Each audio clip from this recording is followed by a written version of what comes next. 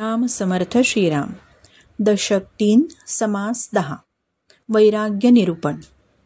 पहा, अतिशय सुंदर रूपक कथा इथे समर्थ आपल्याला मांडून दाखवतायत. ती ना आपली जीवन कथाच आहे. म्हणजे आपले विषय जे असतात ना, तेच मूर्त रूप घेऊन आले आहेत आणि मग ते आपल्या जीवनामध्ये कसा उच्छाद मांडतात हे या कथेवरून उद्धृत होतं. फार इंटरेस्टिंग, मनोरंजक कथा आहे. नीट ऐका.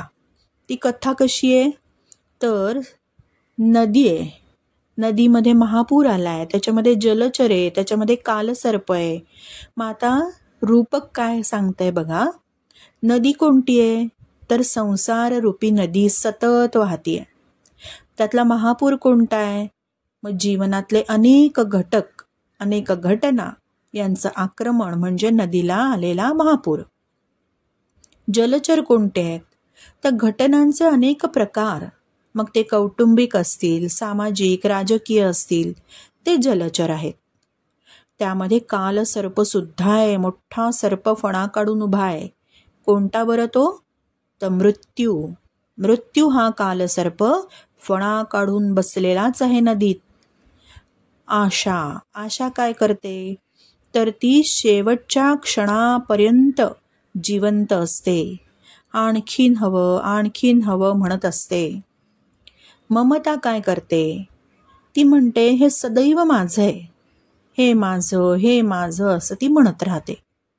तिथे एक बेडी सुद्धा आहे. जीव देहाला चिकटतो ना, तीच बेडी. देहच सर्व काही, अशा बेडीमध्ये जीव चिकटलेला असतो. त्यामध्ये मोठ्या मोठ्या सुसरी पण आहेत बरं का. सुसरी म्हणजे देहाचे लचके तोडायला आशा आणि ममतेच्या सुसरी उत्सुकच असतात. आशा आणि ममता रूपी सुसरी त्याच्यामध्ये एक मोठा नक्र पण आहे. कोणता बरं? अहंकार. अहंकाराचा नक्र माणसाला पार पाताळात नेतो. अगदी आपण म्हणतो ना, रावण अहंकाराचा नक्र त्याच्यात शिरलाच होता. मगर पण आहे तिथे. कामवासनारूपी मगर माणसाला विषयांध करते, पापी बनवते, विवेक बुद्धी हरवून नष्ट करते. अंधार आहे तिकडे, अज्ञानरूपी अंधार. अंधाराचं साम्राज्यच आहे. अहंतेच्या अंधारामध्ये मनुष्य पुरता बुडतो. तिथे चोर सुद्धा येतात. अभिमानरूपी चोर डोकावतात. माझ्याशिवाय इथे काही होणार नाही, अशा भ्रांतीमुळे त्याचा मात्र नाश होतो. आणि या नदीमध्ये एक भोवरा सुद्धा आहे. दृश्य संसाराच्या भोवऱ्यामध्ये मनुष्य खेचला जातो. हा संसार हाच भोवरा आहे ना. पण गोष्ट जरी रूपकात्मक असली ना, तरी वास्तव काही भिन्न आहे का हो यातनं? नाही ना. मग काय बरं करावं? मग होता होई तो भाव शुद्ध ठेवावा. आपण अडकलेलो तो आहोतच ना नदीत. मग त्यातनं बाहेर पडायचा मार्गही समर्थ देत आहेत. भाव शुद्ध असेल तर परमार्थाचं साधन बरोबर घडेल. आणि ते बरोबर झालं की अनुसंधान होईल. आणि अनुसंधान साधलं की संत संगती होईल. संत संगती झाली की सदाचार घडेल. सदाचार घडला की विवेक बुद्धी बळावेल. विवेक बुद्धी बळावली की भक्ती दृढ होईल. भक्ती दृढ झाली की भगवत प्राप्ती होईल.